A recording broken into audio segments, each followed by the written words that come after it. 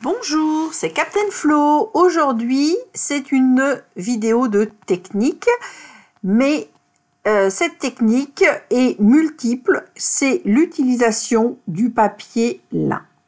Je ne sais pas si vous avez repéré ce produit.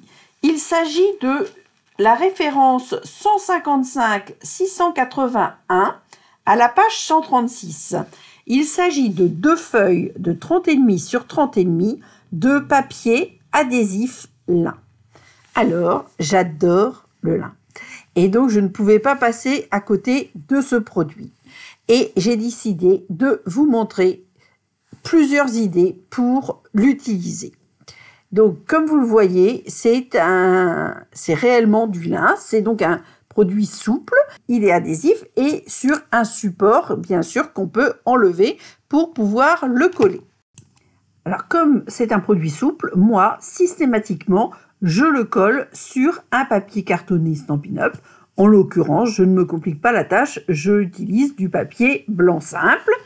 Je vais d'ailleurs bien vous montrer comment je pratique. Et donc, ensuite, je vais vous montrer que ce produit formidable peut être recouvert de pâte à embosser neutre ou colorée, mais aussi découpé avec les poinçons pour en faire une étiquette ou des tags, des bordures, et bien sûr, vous pouvez aussi l'estomper et le tamponner. Donc, je vais commencer par ce qui nécessite un séchage, c'est-à-dire la pâte de texture.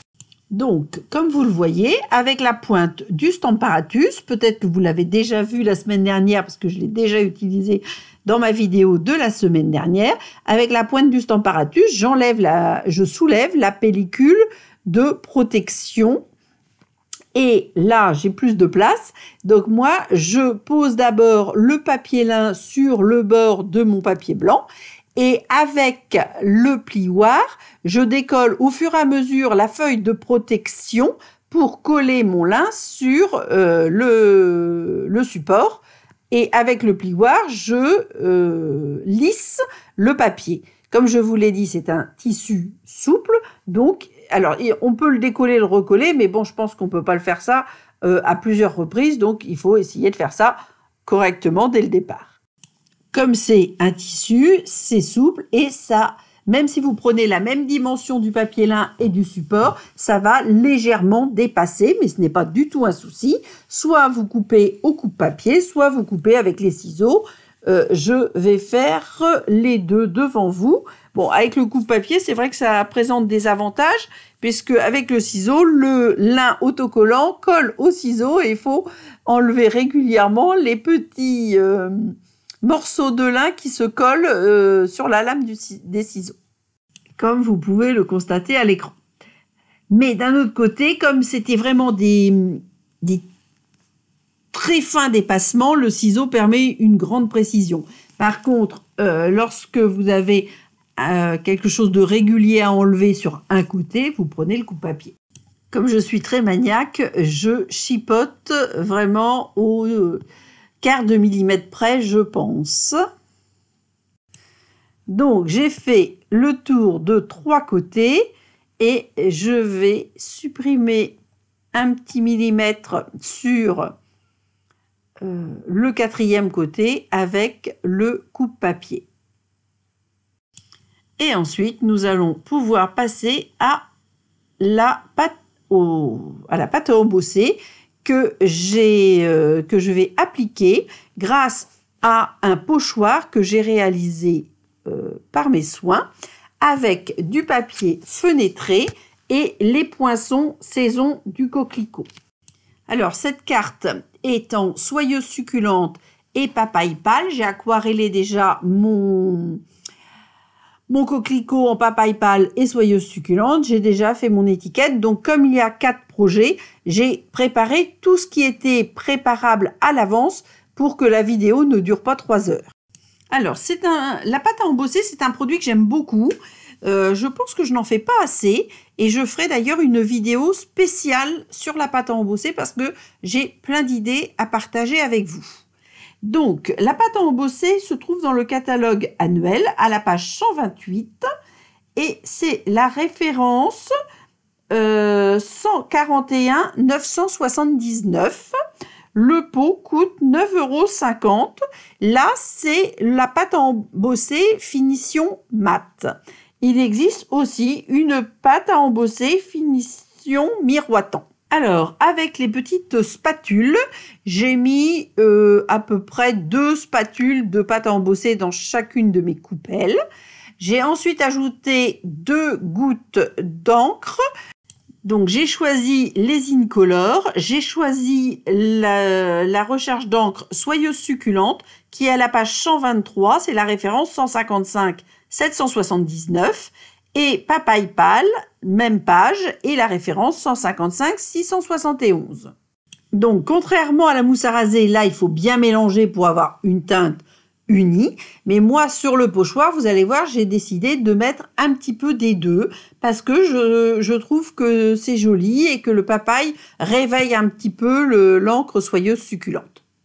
Voilà, alors mes préparatifs sont prêts. Donc, il faut un essuie-tout. Je prends ensuite, évidemment, mon papier lin sur papier cartonné. Je positionne le pochoir que j'ai réalisé. Si vous n'avez pas de pochoir fait main, Stampin' Up en a dans le catalogue. Page 128. Ils sont d'ailleurs très jolis et je ferai là aussi une vidéo sur ces pochoirs à un autre moment dans l'année. Donc, pour poser ce pochoir, j'utilise du scotch repositionnable pour maintenir mon pochoir à l'emplacement souhaité.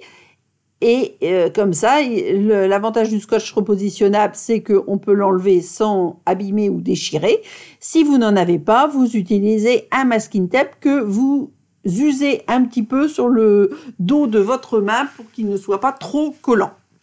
Alors, pour la pose de la pâte de texture, je prends bien évidemment ma spatule, un petit peu d'abord de pâte soyeuse succulente que je vais répartir sur l'ensemble du pochoir et ensuite je vais changer de spatule et je vais rajouter un peu de pâte de texture papaye pâle. Voilà. Donc la seule chose, lorsqu'on utilise la pâte de texture, c'est de penser à aller nettoyer son pochoir relativement rapidement. Bon, ça s'en va très bien. Moi, je le mets dans un petit plateau avec de l'eau et avec une éponge douce, tout s'en va parfaitement.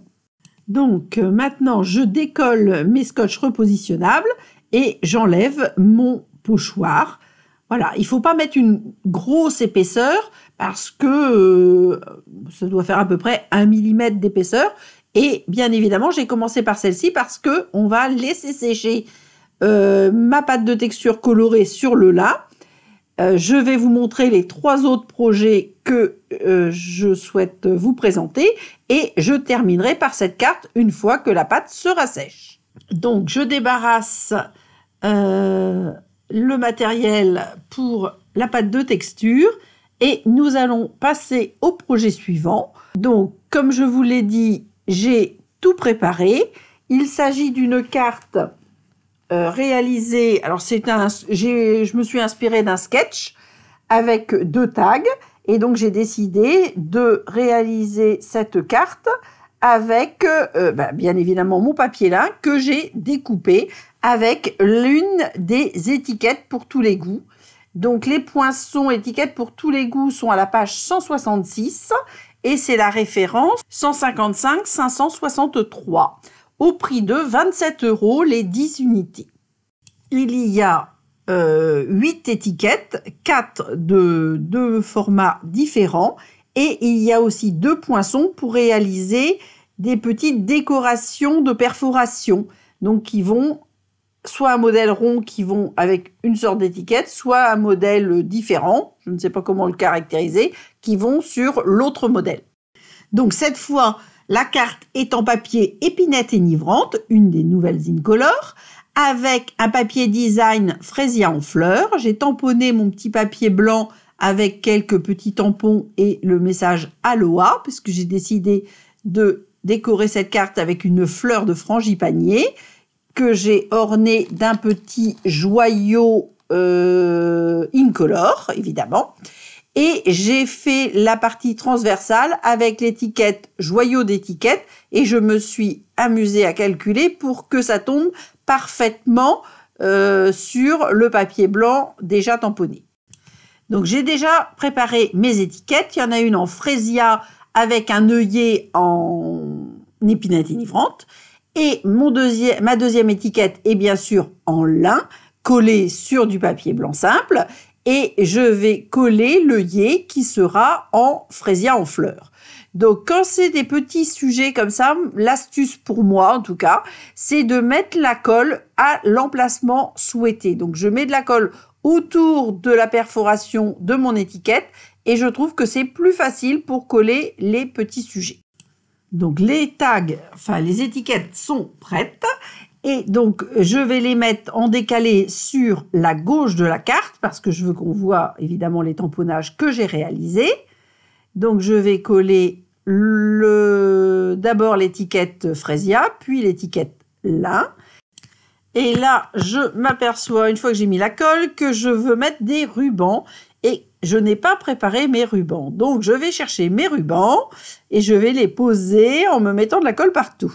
Alors, l'ensemble de mes rubans est présenté sur un support à ruban et quand j'ai des nouveaux rubans, là en l'occurrence avec les nouvelles Incolor, j'ai un petit support parce qu'il sert beaucoup, donc il est facilement transportable et je vous le présente à l'instant. Alors, je bloque mes rubans avec une épingle à tête. Alors ça, c'est une astuce anti-Sirius. Sirius étant mon chat et il adore les rubans. Ça fait un petit peu comme une publicité où il y avait un enfant qui dévidait tout un rouleau de papier toilette. Alors moi, à la maison, c'est pas le papier toilette, c'est les rubans. Et mon chat trouve que c'est quand même le meilleur jeu possible. Donc, je vais poser mes petits rubans sur mes deux étiquettes. Alors, en principe, je brûle les deux extrémités des rubans avec mon briquet parce que ça permet que le ruban ne se défasse pas. Donc là, évidemment, je ne l'ai pas fait et je vais un petit peu plus galérer. Alors, il y a deux possibilités, enfin il y a même trois possibilités pour mettre les rubans, mais moi, je fais toujours de la même manière parce que c'est la manière que je préfère. Donc, je plie mon ruban en deux, je l'enfile dans l'étiquette en commençant par le devant, et donc je ressors la boucle vers l'arrière, et je glisse les deux extrémités du ruban à l'intérieur de cette boucle. Donc là, j'ai un peu plus de mal parce que je n'ai pas brûlé mes extrémités petit 1 et petit 2, j'ai de la colle à l'arrière de mon tag, ce qui n'était pas prévu dans le programme. Donc là, je vais brûler mes extrémités. Donc je vais les recouper les extrémités pour que ça soit parfaitement bien, les brûler et pouvoir coller mon étiquette. Pour l'étiquette lin, je vais faire correctement, c'est-à-dire je brûle d'abord les extrémités du ruban et sans colle derrière, ça sera beaucoup plus facile. Je colle ma deuxième étiquette. Et ensuite, je vais venir coller la barre en épinette enivrante, donc découpée aux deux extrémités avec la perforatrice joyau d'étiquette. Et j'ai calculé pour que ça tombe parfaitement donc en superposition avec le papier blanc. Donc comme les deux étiquettes forment quand même une épaisseur, parce qu'il y a le papier cartonné deux fois plus le lin, je vais coller l'extrémité épinette enivrante avec de la colle et je mettrai des stampines d'aimant de Schoenhol sur le côté droit afin de rattraper la hauteur. Alors, les références pour les rubans, qui sont très très jolis, s'appellent rubans à tissage léger. C'est en partie satiné et en partie organza. Alors, l'épinette enivrante, c'est 155 573 et pour fraisier en fleurs, c'est 155 615. Les rubans coûtent 8,50 €. Il y a 9,1 mètres dans un rouleau. La largeur est de 1 cm et vous les trouverez à la page 139. Je vous donne aussi la référence de la perforatrice que j'adore, joyau d'étiquette. C'est la référence 154 425 au prix de 28 € et elle est à la page 149. Cette perforatrice, comme ces deux sœurs sont formidables parce qu'il y a 2 motifs de perforation et 3 tailles pour chaque motif. Donc, c'est vraiment un produit très intéressant. Et sachez que ces perforatrices permettent de faire de nombreuses choses. Je ferai là aussi une vidéo exprès sur les astuces avec les perforatrices. Donc, comme vous le voyez, je vais coller la partie transversale de ma carte avec 2 Stampin' Dimensional et de la colle. La colle sur la gauche et les Stampin' Dimensional, j'ai du mal, au centre et à droite. Et je continue mes bêtises parce que je colle la partie sans avoir enlevé les protections. Donc, c'est quand même beaucoup moins pratique là aussi. Que de bêtises aujourd'hui. Bon, je rattrape mes protections de Stampin' Dimensional pour coller parfaitement mon étiquette, comme je vous l'ai dit, en parfaite superposition par rapport au papier blanc. Il ne me reste plus qu'à coller mon frangipanier couleur Freesia en fleurs avec son petit joyau incolore au centre. Je le répète très souvent, mais trouver des sketchs, par exemple, sur Pinterest, il n'y a pas que Pinterest, mais ça peut être une bonne base, ça permet de faire des cartes un petit peu différentes de celles que vous faites habituellement. Donc, n'hésitez pas à prendre des sketchs de cartes pour vous inspirer. Donc, nous allons passer à la 3e étape, la 3e carte. Celle-ci est quasiment prête aussi. Je vais finaliser ma carte en réalisant petit 1 une découpe bordure incontournable sur mon papier lin et un estompage. Alors, dans la préparation antérieure, j'ai pris un dégradé de neutre avec des papiers couleur café, douce Suède et sable du Sahara. J'ai ensuite pris des papiers bois qui sont les papiers élégance naturelle qui existaient dans le catalogue de l'an passé et qui perdurent cette année, ce qui est une très bonne chose car ces papiers sont magnifiques. Il y a 24 feuilles de 30,5 sur 30,5 avec différents couleurs de bois et d'autres motifs, des motifs tissus, des motifs faïence, etc. Vous les trouverez à la page 132 et c'est la référence 152 494.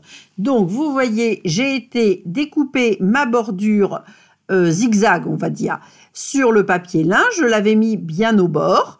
Donc, moi, je vais garder la partie la plus grande. Et par contre, je ne jette absolument pas l'autre découpe. Je la mets de côté dans la pochette. Vous voyez, elle va rejoindre une découpe déjà réalisée et je m'en servirai ultérieurement. Alors, ces poinçons se nomment bordure incontournable. Il y en a 6 différents et la découpe est différente d'un côté et de l'autre, enfin pour certains. Ils sont présentés à la page 162, ils coûtent 35 € et c'est la référence 155 558. Alors, je voulais quand même vous montrer que j'ai découpé aussi donc mes petits morceaux de papier bois élégance naturelle. Alors, sur des largeurs de 1,3, 1,9 et 2,5. Et en plus de la perforatrice joyau d'étiquette, j'ai aussi utilisé la perforatrice étiquette fantaisiste. C'est la référence 152 883, toujours au prix de 28 € et toujours à la page 149. Donc, j'ai failli faire encore une bêtise en collant mon papier lin parce que j'ai oublié pour l'instant de l'estomper. Donc, je prends une encre claire, j'ai choisi brume dune, bien évidemment ma brosse estompe, un petit papier de brouillon et je vais colorer doucement mon papier lin. Donc, 2 conseils. Prenez bien évidemment de l'encre avec la brosse à estompe, mais n'essayez pas d'en prendre une grande quantité à la fois.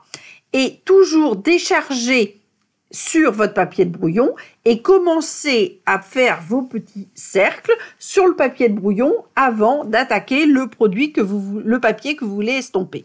Alors moi, j'ai mis un petit texte à l'intérieur du rabat de ma carte. Donc j'ai décidé d'estomper l'ensemble de mon papier lin sans ajouter quoi que ce soit d'autre. Donc je ne vais pas faire de tamponnage sur cette carte-ci. Ça sera pour le prochain projet. Donc les brosses à estompe faisaient partie du catalogue janvier-juin, mais bien évidemment elles sont reprises dans le catalogue annuel. Il s'agit de la référence 153 611.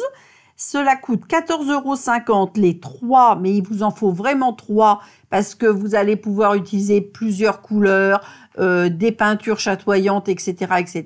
Je pense que vous avez peut-être vu mes vidéos sur ces brosses estampes. Si ce n'est pas le cas, allez sur ma chaîne YouTube, vous allez les trouver et ça vous permettra d'avoir des idées d'utilisation.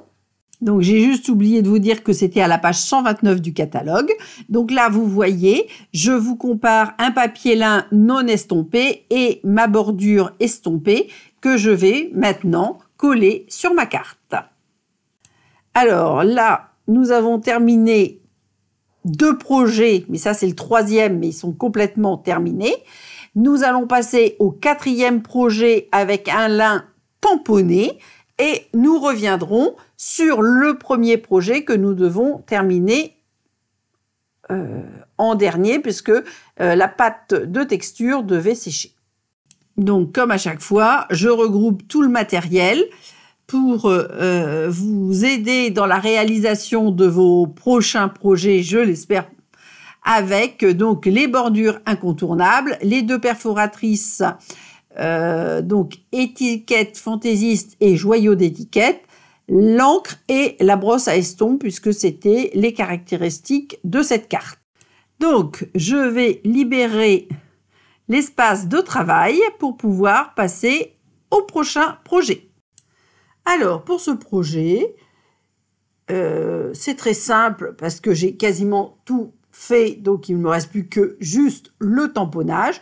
Donc, ce que je voulais vous montrer, c'est qu'on pouvait tout à fait tamponner avec un tampon et de l'encre Stampin' Up sur cette toile de lin déjà posée.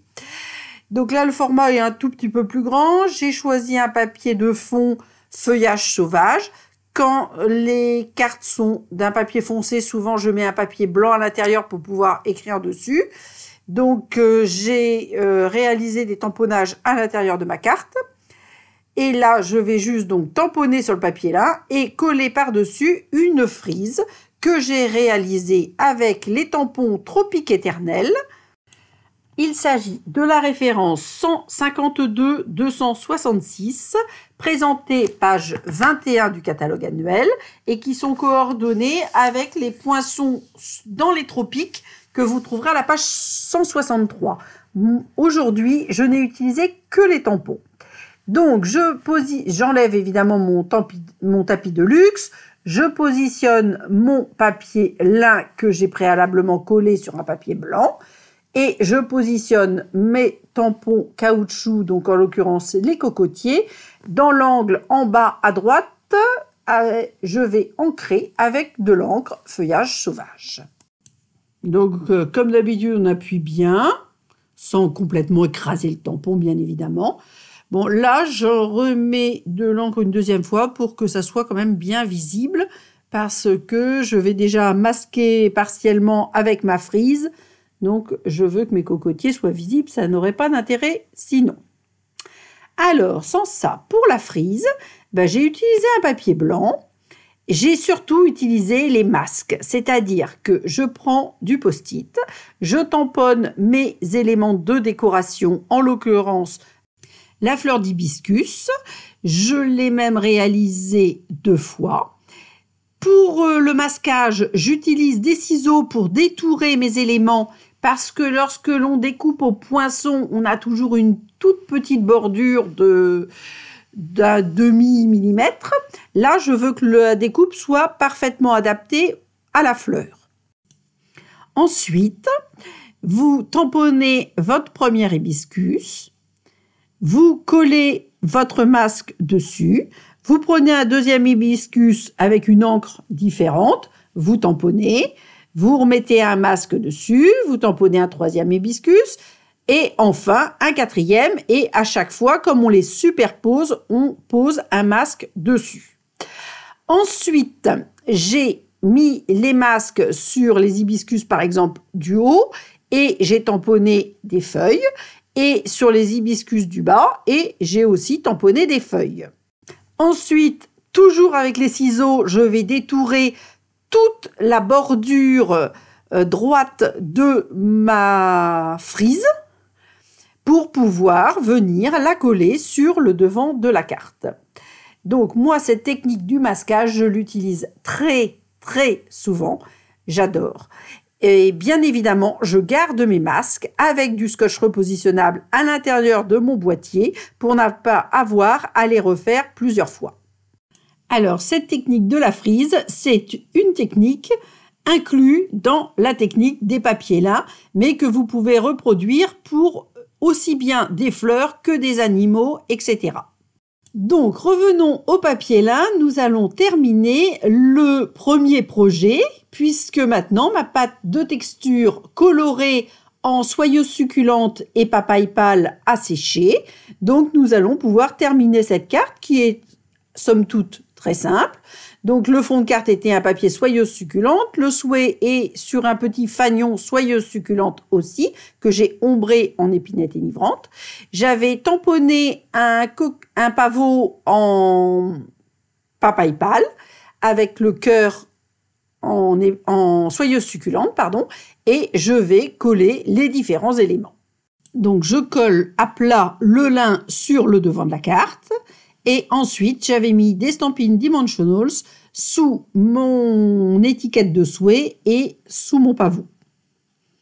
Je vais les coller dans la partie basse pour ne pas masquer ma pâte de texture colorée. À propos de pâte de texture, lorsque vous préparez de la pâte de texture, vous la colorez. Si vous en avez de trop, vous faites plusieurs projets. C'est d'ailleurs ce que j'ai fait et ça sera l'occasion de faire une prochaine carte avec les éléments déjà préparés. Alors, petite information supplémentaire, les stampines Dimensional collent parfaitement sur ce papier tissu lin. Alors, comme d'habitude, je mets les différents éléments sous la caméra pour vous remémorer les différents produits que j'ai utilisés pour réaliser cette carte, c'est-à-dire la pâte de texture blanc mat qui est à la page 129, colorée avec les recharges d'encre papaye pâle et soyeuse succulente. La pâte de texture devrait faire partie de vos projets car c'est quelque chose de vraiment très sympathique.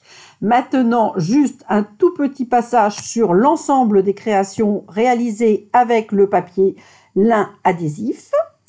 Je vous rappelle que ce papier est à la page 136 et je vous conseillerais d'y mettre un petit post-it pour ne pas oublier de l'insérer dans l'une de vos prochaines commandes. Ça m'étonnerait que, si vous aimez le lin bien évidemment, ça m'étonnerait que vous soyez déçus par ce produit qui est vraiment formidable. Si j'avais pu, j'aurais même fait mes swaps de porte ouverte avec. Malheureusement, je n'avais le droit qu'à un paquet de 2 feuilles et donc je n'avais pas assez de matériel pour faire mes swaps. J'ai même peur que celui-ci soit en livraison différée rapidement.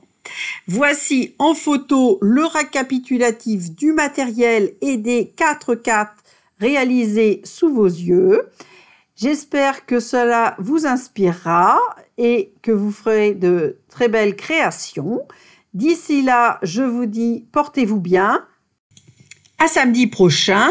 Prenez soin de vous et gros bisous!